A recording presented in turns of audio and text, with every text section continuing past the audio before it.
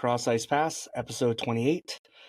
I'm your host, Coach Steve, and sorry there's been a little bit of a delay to this episode, but it's because it takes a little bit of time to get amazing guests, and today we have one. But first, a few things to talk about before we get to the guest. I want to start with something that is near and dear to my heart. I love this award. We have until May 19th to vote for this year's finalist for the Willie O'Ree Community Hero Award. I want to vote for all three, but their stories are all full of depth, constantly showing the sport is for everyone. This year's nominees are Estella Rivas Bryant, founder of the Empowerment Effect in Cali, Jerry Duvall, president of the Colorado Sled Hockey Association, Kelsey McGuire, founder of Philadelphia Blind Hockey. So, of course, as usual, three very all deserving of the award. We had Jason McCrimmon on our show before, who won 2023. He was on our first episode ever, so that's why I wanted to mention it today, because it's truly important. There'll be a link below. I'll make sure that you have the accessibility to make sure you place your vote, watch the videos, see what these people are about. They're truly inspiring. So we're in round 2 of the playoffs, and it's spicy. I mean, come on, folks. First off, I want to say, since we talked last, it was round 1, and I had picks, and I did all right. I picked the right outcomes, but some of the games were off. I guessed who was going to actually win their series. I was right. I was spot on about the Rangers, the Avs, and the Canucks. The other teams, it took an extra game for them to advance. Lots of fun OT games already in the playoffs. Crazy moments like Marchand, getting injured. Recent stick to McJesus's face from the Canucks. But it's definitely worth watching. It's must-watch TV. It's must-watch hockey if you are not following. You don't know what you're missing. I'm thinking the Western Final will be the Canucks versus the Stars, and East Final will be the Rangers versus the Panthers. I think the Stars are built to really go far. They don't have the goaltending issue the Canucks do. Rangers, even though yesterday they could have closed out the series, made it very difficult for themselves. And I really think the Rangers series, because Carolina is outshooting them, and the Rangers have to come up with a solution for that. So the Rangers, I think they'll probably go 7 games. Just before I started recording this, Boston upset the Panthers. The Panthers could have closed down at home, but now they have to go back to Boston to try to do that. I think the Panthers are going to win in Boston. I don't think it's going to go 7 games like I think the Rangers series will. International, we are in the World Championship in Czechia, and these international matches are going to be a huge test leading to the 2026 Olympics, as well as the next year's Four Nations Cup. The tourney has the usual countries as well as Austria, Denmark, France, Kazakhstan, Latvia, Norway, Switzerland, Great Britain, and Poland. I'm sad to see that Dylan Larkin and Moritz Seider aren't playing. Initially, they were going to for Germany and the U.S. Alex Lyon was playing for the U.S., but he left with a hand injury. But I am happy to see Trey Augustine playing for the USA and getting a chance to play with the men, the full size, the full grown men of the world. I'm not picking any team as a favorite for this. I do think Canada and Sweden are looking like they could be the favorites, but Canada did blow it today against Austria, having a 6-1 lead and almost blowing it and having to win in overtime. But anyway, it's in the it's in Czechia, so if you want to see any of those games, I think a lot of them are on NHL Network, yay, which is a pain in the butt to get to. But go to iihf.com and you can check out all the scheduling there. This episode's happy, surprising, not surprising, and pretty unusual. Happy, Arturs Silovs is showing that at 23, the Latvian netminder can hold his own with Demko and DeSmith out. Draisaitl was talking smack, that he was a bad goalie, but as far as I can tell, the Canucks are ahead. And remember, Jack Campbell and Skinner were civs for the first half of the season. So take it easy, Leon, on Arturs. He's just a kid, and the Canucks are still, as I'm recording this right now, they're playing in their fourth game. So we'll have to see how that ends up. Congrats to Jacob Trouba for winning the 23-24 Mark Messier NHL Leadership Award. Very well deserved after leading his team to an awesome season. Also, for all he does in one of the largest communities in the world. I know we always talk about players doing great things for their communities, but I have to say, living in New York City, there's a lot more expectations there, and I think Jacob Trouba has definitely stood up and done really well for the city of New York. Another happy moment is another Latvian story. Latvian captain, and I might completely say this wrong, Kaspars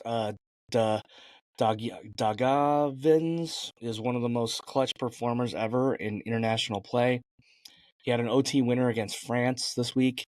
The Sens pick is a highlight reel of clutch goals. Look him up on YouTube and enjoy, because he definitely brings his game when he needs it. So congrats to him, and of course Team Latvia. Even though I know they upset the U.S. last year, hopefully that won't happen this year, because I think we play them in a few days. Surprising. Team Canada beat the U.S. in the U18 Men's Worlds and the Para Hockey Championships, which is sled hockey. Canada's got our number. Canada beat the U.S. Women's. So I hope in the World Championship the U.S. can kind of get back to our winning ways, because Canada is making us look bad, folks. So let's go. Not surprising. Carson Soucy receives a suspension for cross-checking Connor McDavid in the face. I think the way that Zadorov hit him from behind and then McDavid went down, I don't think Carson Soucy was trying to hit him in the face, but the way it happened so fast, he kind of got him. I think he got him in the neck. But how dare he and Zadorov treat the face of the league like that? So don't mess around with Connor McDavid. It's a bad move. Because just like Wayne Gretzky, when Wayne Gretzky was in the league, you're not gonna win that one. Not surprising, Sheldon Keefe is fired and says goodbye to Leafs Nation in a kind of odd way by having his phone so close to his face. But whatever. It was nice, and he's going to have a summer off, but he's not going to be unemployed long. Teams are already talking to him, Craig Berube, and a few others. One thing I got to say about that is there's a wild stat. Since January 2022, 28 of 32 NHL teams have made coaching changes, and some coaches are speaking to it. I think it's a little bit too much. It is a little bit too much. It's I think that doesn't really show from ownership that you're trusting a coach. So why should the players trust the coach? So, something's got to give on that. Or maybe it's just a moment we're in right now from the last couple of years where the league's just got to shake up and get a whole new staff. Unusual. The Jamie Benn hit on Devon Taves was clean. I would love to conversate with anybody. Devon Taves had his head way down, was staring at the puck behind the net, exactly where you're going to get hit. And whoa, I fell. My light turned off. Sorry. So Devon Taves, to have your head up when you go behind the net, because a guy as big as Jamie Benn might be coming at you. So, keep your head up so that you can go home to your wife and kids, and actually not, be like in the hospital or something. So, keep your head up, kids, behind the net. Keep your head up always. Anyway, Sam Marchand's glove to the face from Sam Bennett. This is playoff hockey, and I like how Sam Bennett explained it to the TNT team. He said he wasn't targeting. He did not mean to get him in the face or at the head. And on top of it, this is what happens when you play that way. You're going to get treated that way. So I don't like to see any player injured. I don't like to condone injuring a player, but they're playing playoff hockey and they're playing hard. There's a lot of emotion. They're playing the same team for a considerable amount of time. So it kind of comes together. The hockey coach who was a designer thoughts. Here we go again. Everyone saw these last couple weeks this Utah thing. Utah has decided in their inaugural season that they're going to wear a Utah jersey and not have their name announced until the following season, which is stupid. I know the PWHL has done this. They had to do it for business reasons. I'm sure this is the same with this. We didn't know that maybe they didn't know Arizona was going to go to Utah, but it seems like the writing was on the wall, and maybe you want to get a marketing firm involved earlier than later to come up with a name that you're happy with. I think it's cool they're letting the fans pick, but there's some really bad ones to pick, and I'm really worried that those crappy ones that are similar to names, the Golden Knights, the Avalanche, and the Wild are kind of close in proximity to Utah. Now, don't make the name that close or that similar. Don't have the Blizzard play the Avalanche. It's so stupid. Don't give me a bunch of like snow names and stuff like that against the Avalanche. The Avalanche have a great name. They have a great logo. They have a great brand. Please let that be. I do like, out of all the crappy ones that are there is a couple that are nice. I actually like the Mountaineers and the Outlaws are my top two picks, and then a lot of people seem to like the Mammoth, and I could probably live with that as well.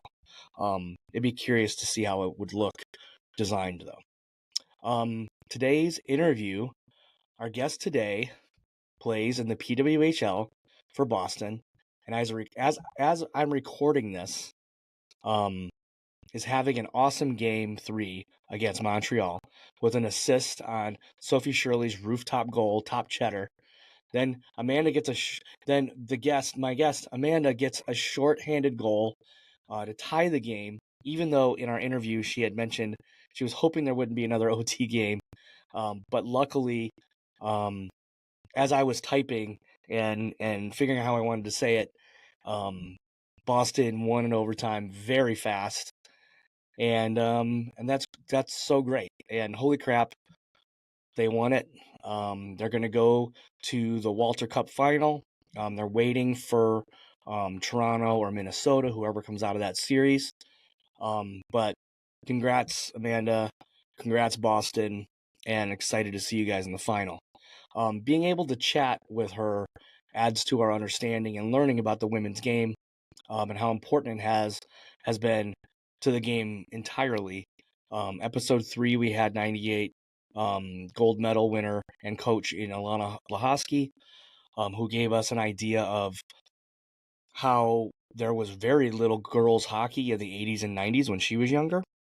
And then in episode 16, I got to speak with Coach Ivo Mochek, who coached the Riveters. He actually coached Amanda, and as well, I got to get an insight on, you know, how the women's game is at the coaching level.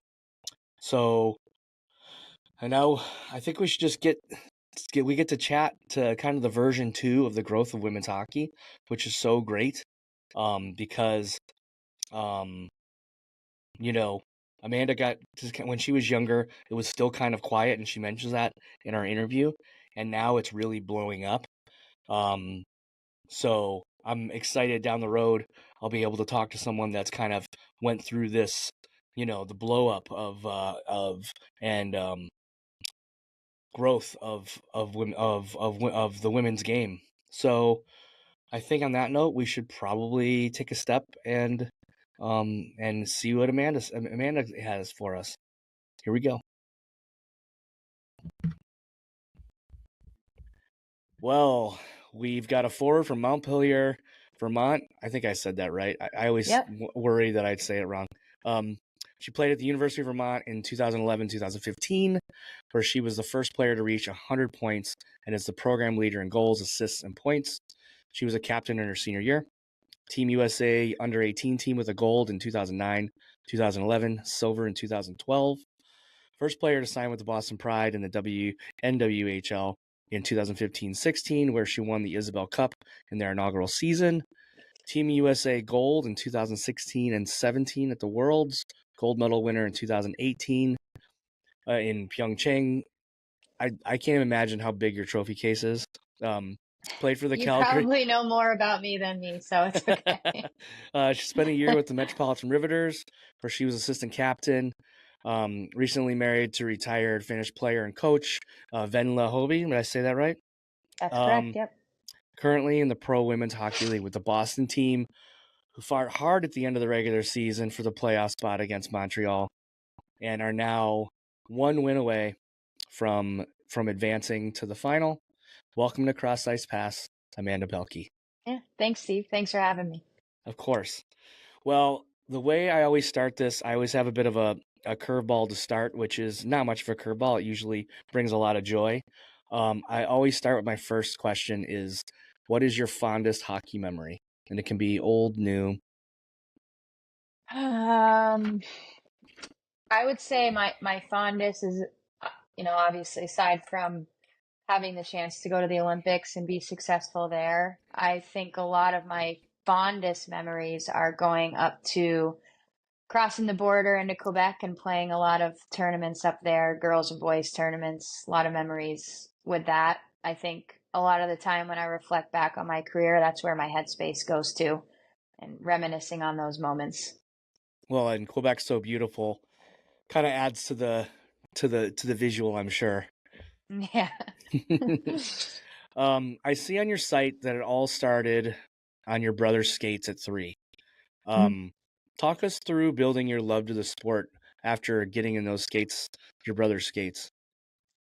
Yeah, I think it's somewhat of a cliche type of story. A lot of us in the game have a very similar story in the women's game of having an older sibling or just having hockey be in our family. And for me, my brother is 6 years older than me, so the rink outside that my dad built, yada yada, the whole 9 yards, and then I fell in love with it. My brother and I were out there on the rink on all hours of the night, and yes, I did find myself in his rollerblades when I was very young at 3. So it's probably a pretty funny memory for my parents. What position did he play? He was also a forward. Okay. Yep. So you guys, that's why you guys are probably such good passers. Yeah, he was pretty good with the puck. Yeah. I always say a good sibling goalie is always an added bonus, but we can't all get that. We switched in and out of that role. He sacrificed his front tooth for me when he was playing goalie street hockey. So he got me back. He chipped my front tooth as well. So we're even. His is a little bit bigger than my chip, but That's wasn't on purpose. well, yeah. No, I mean, got to score somehow, right? Yep. Um, in my episode 3, I chatted with 98 gold medal winner Alana Bohosky, and she Mhm. talked to me about the lack of girls playing in the game back in the 80s and early Yep. 90s. Can you talk to me about? I'm kind of thinking about the next evolution of growth, and how you got to see the growth of the girls and women's sport. Mhm. Yeah, even for me, I was born in 1993. So I think I was kind of in that bridge gap of girls starting to be more involved with the game, but not to the extent where it was as accessible as it is now. I played boys like many other girls my age all the way until I was 15, 16. Always mixed in playing with the girls, but there wasn't a lot of us. So, it was a tiny team, really one team in Vermont that I played for, a summer team called the Vermont Stars. And I actually just saw a post from them today, actually, before getting on this call, and just seeing how big that organization has grown since, I was a part of it when they just started. So that's kind of a front row seat of how much I've seen just the hockey growing in my hometown state of Vermont. Nationwide, worldwide, I think it's just blowing up. It's really cool to see. There's opportunities everywhere. I think there's almost like too many to choose from. I wouldn't want to be a parent right this second for Yeah, a girl hockey player yeah. of decisions, but it is exciting. And like I said, worldwide, I think it's grabbing a lot of attention, and hopefully this league is going to continue to progress that. Yeah, and noticing USA Hockey posted that they have for the first time ever they have 100,000 women participants, which is Yeah, so it's awesome. amazing. Yep. And I chat a lot with people that I tell them, they're like, "Oh, why is hockey getting so popular again?" And I'm like, it's because of the women's part of our game. The Hmm. PWHL is growing; it's filling up arenas worldwide, like you say, a lot of different leagues. Our friend Evo that got us Hmm. connected, he coaching in China. Yep. Um, just hearing all this like weird wild growth is really great. And as a coach here in New York City, seeing young girls signing up, um, Hmm. being ready, more ready than the boys are sometimes, Yep. almost always actually. Yeah. So, but yeah, I know it's been great to see that growth and everything. Now, I know after you're in Vermont, and I know the way it works. How did what what happened when the USA came calling to have you on the team? Uh, it's a long process. It started when I was really pretty young, quite honestly, around 14. 15, made my first U18 team, so I was on the U18 team for 3 years. Then you go into your college career, and really, it's a big step from a U18 national team to the women's team. So there was a lot of growth that had to be done, physically, mentally, in school, continuing to develop my game, surrounding myself with the right people in the summers and training. And I think that I just tried to take every step forward that someone was trying to help me with any sort of advice, where I should be, who I should be training with. And that's what led me to Boston, actually. So when I graduated from UVM, I'm pretty sure the day after I moved to Boston to train full time, and that landed myself a spot on the team. That's a very New Englander thing to do, of course, is to end up in Boston. Yes, I know. No, that's a great story. I mean, the one thing that I'm always curious about too is that, because I want to talk about your college career as well, but Mhm. um, I know the men's teams, they get to get time off for things, a little time off for like world championships and things like that. Is for the women's game, is it similar? Do they give you guys time away, or did you miss a few games or? You mean while we were in college? Yeah. There had to have been some overlap. I think, well, I'm pretty sure the only time I missed in college was when I made my first, maybe, well, actually, I should say camps probably. Probably for training camps, I missed some time. But for competition, I think it was just Four Nations, uh, 2014, 2015. And then it wasn't until 2016 that I made my first women's world championship roster, and I was already graduated from school. So during Gotcha. my college career, it was really just if I was missing, it was for certain national team camps or, nothing quite as big as a world championship. So it wasn't ever too long. But there was some time here and there. Well, I mean, while you were at University of Vermont, it's such an obvious thing that a kid from Vermont ends up at Vermont, but because Yeah, Burlington's such a great town too, and it I know is. Yeah. it's a good college town, but Hmm. you had a beastly 4 years when you were there. You Yeah, we had a definitely lot of found the net. fun. Yeah, yeah, we had a fun group. Quite honestly, it was really fun to be a part of a team that was an underdog quite every year, so we had to claw our way to have success. And I think that that taught me a lot as well. So, there's always, not being on a team that's winning every single game, there's so many lessons in that and how to overcome those and becoming a leader and handling pressure and handing a lot of weight on my shoulders of needing to perform. So I think as a player, I've evolved into being able to really play any role, and I would say that college really helped me with that. Yeah, no, and I mean, Hmm. considering what you guys just even had in the last few weeks here, trying to Hmm. dig into the playoff spot and everything, and then also always having to play Canada, um, probably gives you um, a bit of a basically you know how to handle with adversity a bit when those moments that Hmm. you're like, man, I don't know if I can win this. Yeah, and I think I actually said that too. We were being interviewed when we played one of like our mutual games in Detroit. I can't even remember who we were playing. I think we were playing Ottawa. I can't remember.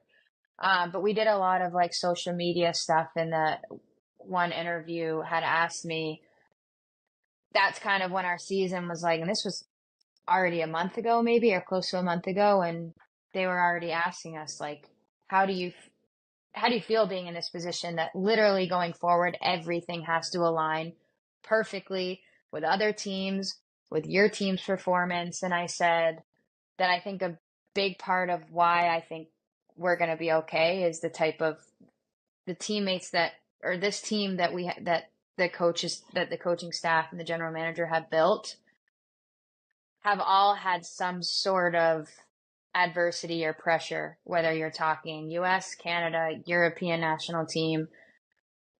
I think we have depth in that way of dealing with those types of situations. So I told them, I'm like, I honestly think the more pressure we have, the better we're going to do. And it's like I had a crystal ball. So I think that was a lucky Yeah, interview, I guess. yeah, for sure. No, no, I mean, Yeah. of course, you're in my hometown, so maybe that was the key. I'm a big, Yeah. I'm a Detroit guy, so. Yeah. But It was also, you awesome. guys major record you guys broke there as well for Hmm. attendance, which was great. It was so Um, cool. it's I know I'm hoping I'm hoping in the off season the PWHL decides to have some expansion here and include a few other cities and Yeah. really keep kind of widening the league for sure. So although Mm. I'm sure, how is it playing all the time that you were training and all the time being like again a New Englander? I'm sure when the draft happened and Boston picked you, I'm sure you were pretty happy with that. Yeah. I was in like a unique position. I was not drafted into a team, but I knew that I wanted to be in Boston. For personal reasons. My wife works here, was going to work here. So it was really the only place that if I was going to continue my career, that's where I wanted to be. And especially with the people that they drafted, it was really exciting to hopefully get a roster spot. So being able to go to training camp and land a spot was pretty special. And I don't want to call it lucky, but it is nice to be in the same city as my wife, so that's good. Yeah. Yeah. No, for sure. No, and it's you know, I don't know if there was any connection there with the Boston Pride, because I know Hmm. getting out of college, and I can only imagine when there's not very many at the time, there wasn't very many leagues. There wasn't that kind of growth that we've had in this Hmm. last, 5 to 10 years when it comes to the pro game. Um, Yeah. and then you won the championship. So how was that time playing for the Boston Pride? Yeah, um I mean this year is truly it's very easy to see the growth that's happened, and the amount of visibility that our league is getting and these players are getting, rightfully so. But it is also very important to remember, how long, uh, even before the NWHL started, there was women fighting for a league for many times, but there was just no platform to show it. So I think we need to give a lot of kudos to the people that were behind the spotlight even before the NWHL started and the CWHL, started. So it's been a lot of years to get to this point of visibility, and a lot of leagues and a lot of people, players, staff, to get us here. So I was very fortunate to basically be grandfathered into the NWHL when my college career ended, um, because I got to just jump right into pro hockey and been playing pro hockey, maybe not to this visibility, but since Right. 2016, which a lot of us players have been playing for the past 9 years, but we haven't been seen. We've been playing, so that's kind of, so it always just makes me like chuckle a little bit. But now I think the infrastructure and the people that are behind the league and us players are really wanting to make this work and wanting to have it succeed and only get better.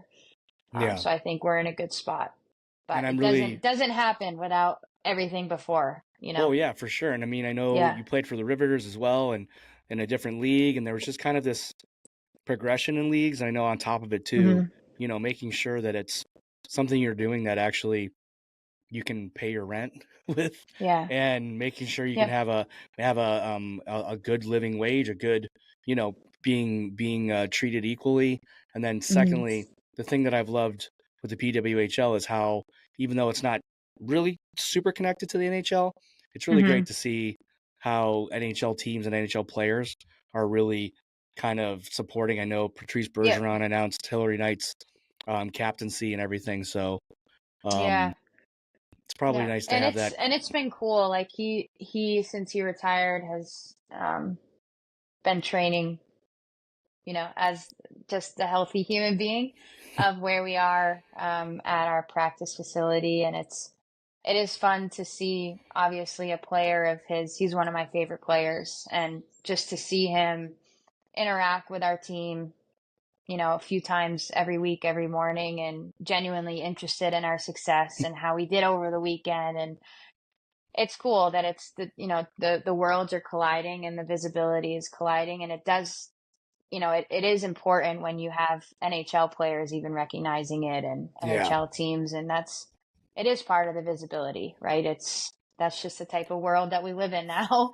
Word of yeah, and I mouth, mean, social media. yeah, as soon as it's away Yeah. from, if it's not 5 minutes on social media, it kind of Mhm. disappears. But Mhm. the one thing about that, when talking with Bergeron, when you were a kid, I've always asked. I have a couple friends in Vermont, and it's always funny depending on where you are in Vermont, whether you're a Mhm. Montreal Canadiens fan or whether you're a Bruins fan. Yeah. But did you grow up a Bruins fan or a Canadiens fan? Um well, I was pretty little, I think, when my dad is my dad is a Canadians fan. His family was Canadians. So a lot of the time when he was young and when we were young, it was easier to go up to Montreal to watch games. So I do have a couple memories of that, but, I'd say it wasn't until Tim Thomas was in when he was in college at UVM, he worked for my dad, so he did some stuff with my dad. So he would always come over to the house before they went onto the job site when I was little, and I have memories of shooting on him. So when he became a Bruin, I don't think we missed a game. So Yeah, we had been watching the Bruins like his whole career. We didn't skip a game, so we kind of became one as well. So it's kind of funny. that's My very dad's cool. like, "Oh, I am a Canadians fan," but I think now that That's Timmy's not playing, he probably would say he's a Canadians fan, not a yeah. Bruins fan. But, He's that's very cool to say because I got to see Tim Thomas play for the Detroit Vipers and the Flint okay. Generals because he has that kind of funny story about being stuck in the minors before he ended up in the NHL. Uh-huh. But yeah, that was a pretty great Stanley Cup winning team. So Yeah, it um was really cool. yeah. Um one thing I want to ask about because I don't want to dig too much into this season of the PWHL, but I'm Hmm. kind of curious how this year's been. There's because of the fact that now you're getting so much press and so much more notice, I guess. Hmm. Hmm. Having your walk-ins, having Yeah, having all it's a these big things show. happening. Yeah, it's Yeah. definitely a big step. How's that been throughout the year? It's been really cool. I'll be honest, I think most of us players would say it's exceeding our expectations. Not that, I don't know if someone was to ask what I expected of this year. I don't know if I'd be able to put it down on paper, but whatever that may have been, it's exceeded it by far. Personally in Boston, it's and I had a little bit of this like last year as well with the Riveters. I mean, that was really my only job, so it was pretty cool to have it yet another season of waking up and my job is to go to the rink. There's some days I need to remind myself that that is pretty special.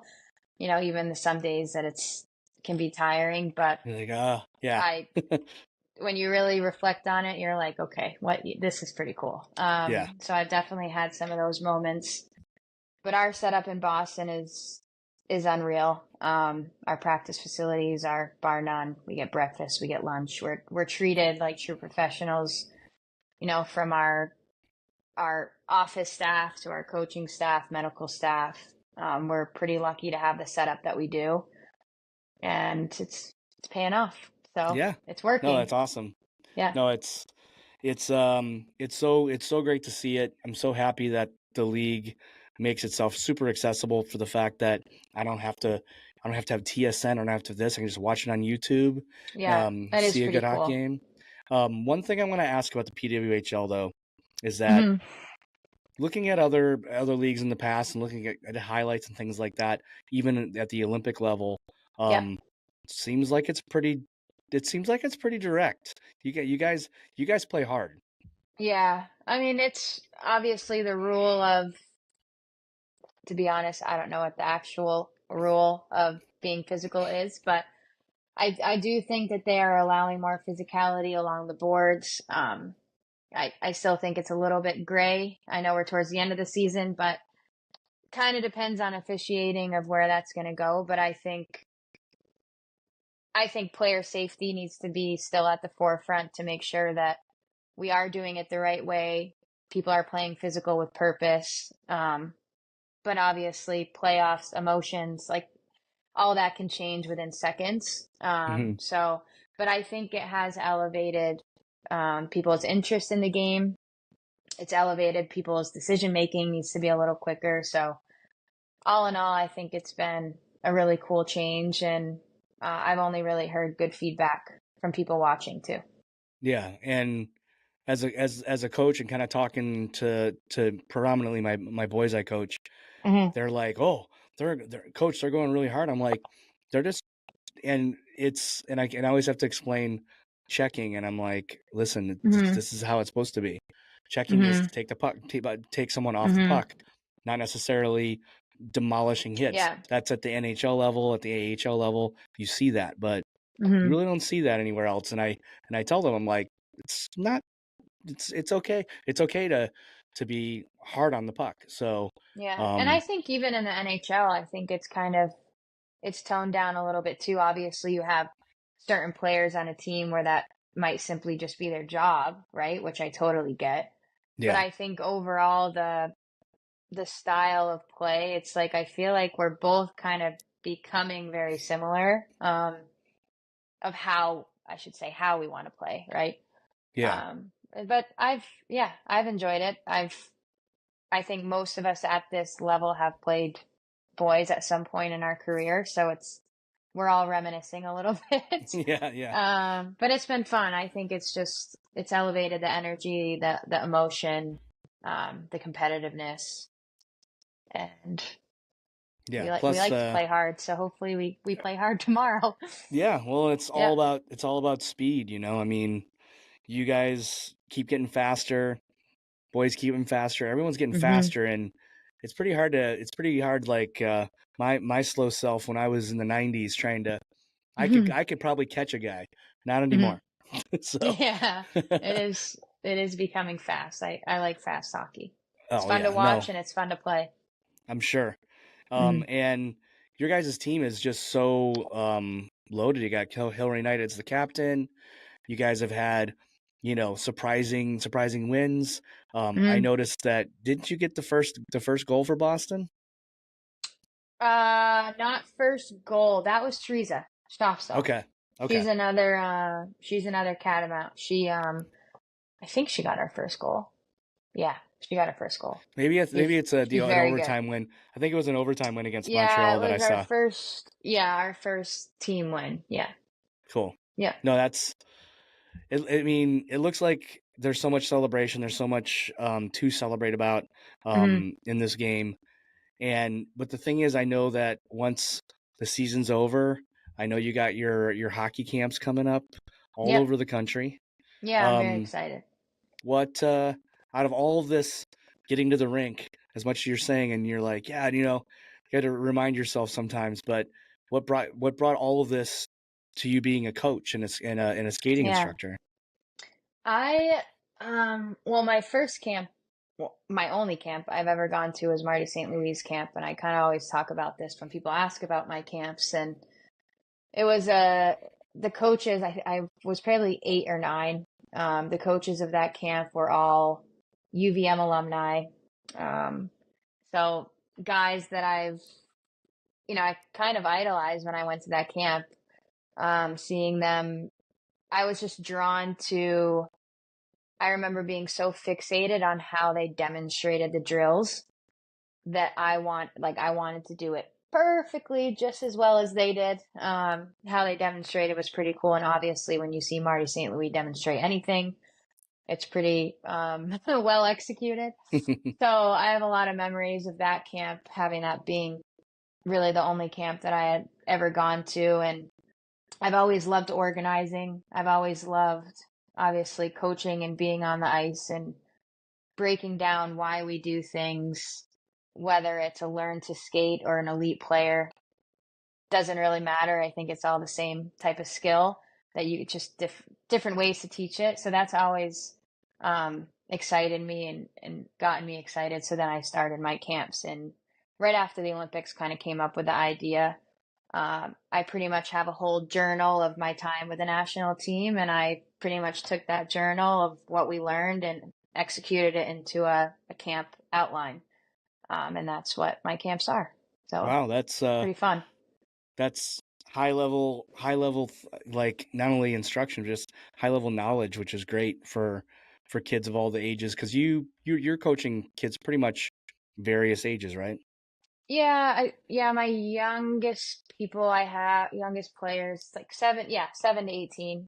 Um, but I actually did add at my Houston camp, I added a night with a female adult clinic where it's going to include some yoga and some social after drinks and mingling. Cool. And yeah, so that's going to be fun. So I added that this year, and I think it'll be a fun night.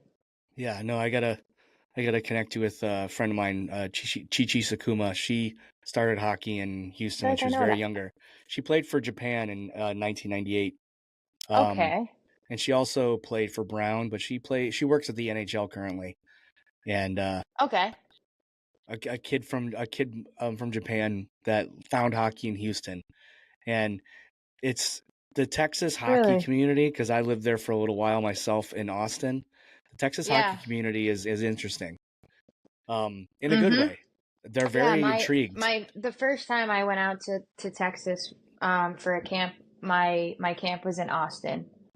And then I got, just how our hockey community works. You get connected with people from elsewhere and they ask to do a camp here and you agree to it and there it is. So, yeah, it's going to be hot in Houston. It's my first camp is June 10th, but Yeah. I'm No, excited. it's With this season being pushed up, it was kind of normally I'm used to my season ending in March, but it's going to be a very quick turnaround. I normally yeah. have 3 months in between, but now I have 2 weeks. So Well, I'm hoping you get like a week off or something in here somewhere.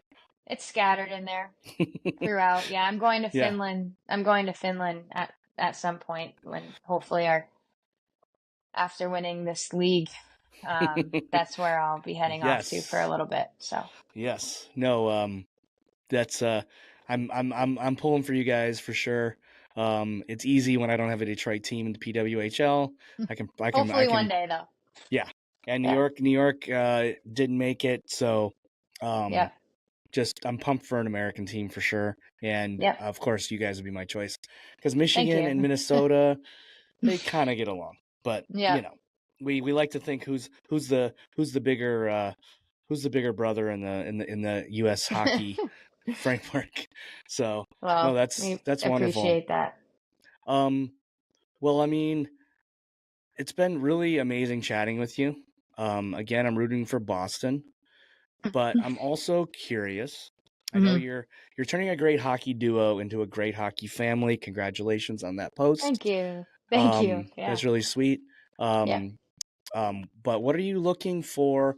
What are you thinking about when you think about the future of not only your career but kind of the next evolution? Since we kind of talked Mhm. about the second tier of women's hockey, Mhm. what would be the thing that you would be really, you would really click into in the future of women's hockey?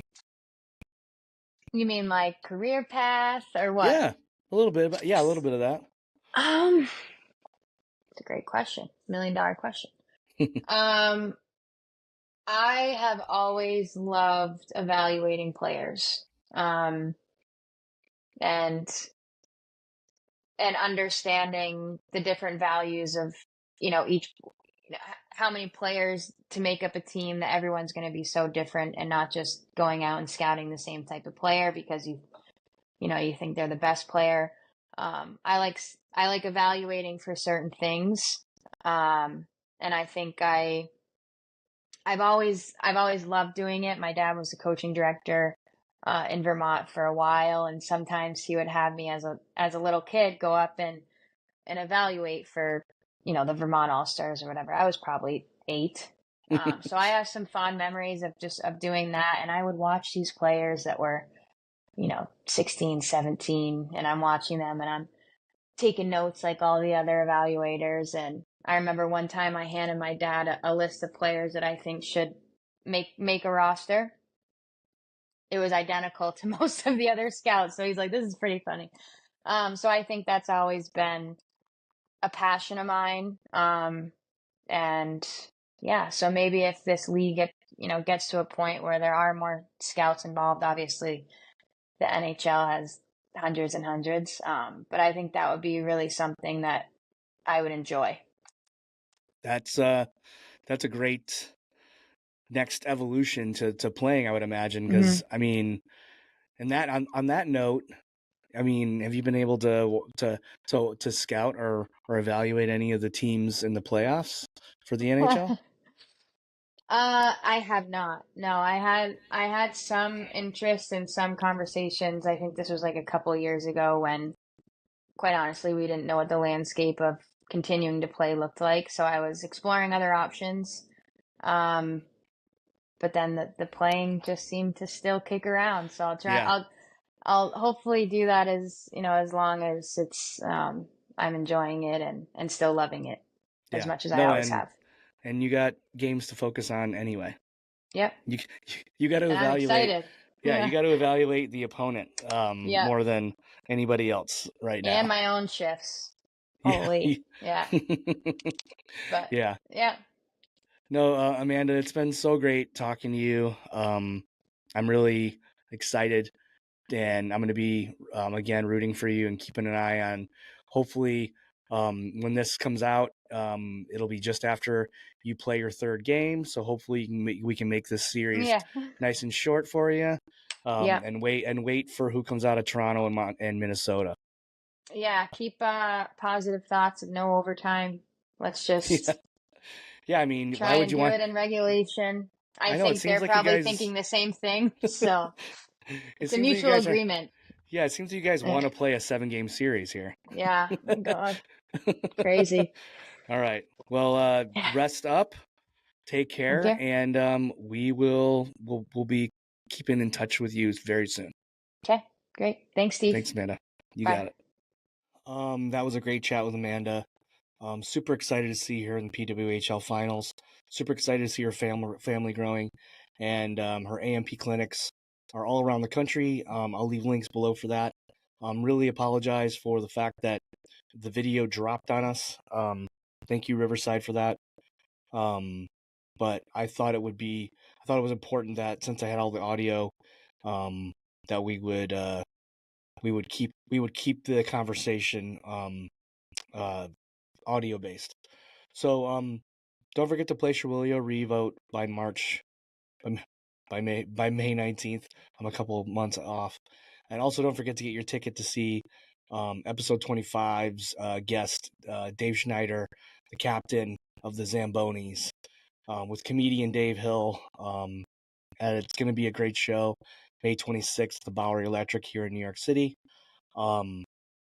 Dave Hill is absolutely hilarious. If you haven't heard of him, look up Dave Hill, and on his Instagram, he's a hoot.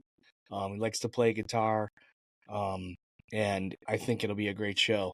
Our next episode, I will be putting it together in California. I'm going to go take a little break away from New York City, and other than that, that's the end of episode 28.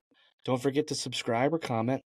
Don't forget to find me out and about in New York City if you want to. If you see me at the Canuck watching playoff games or something. Also, I have a playoff game this Thursday, so I think that give all your best wishes, because I'm hoping I get a good cross ice pass, and we can pull out a W. So we'll see you soon. We'll see you in episode 29, and have a great playoffs to watch in NHL, PWHL, and the World Championship. See you later.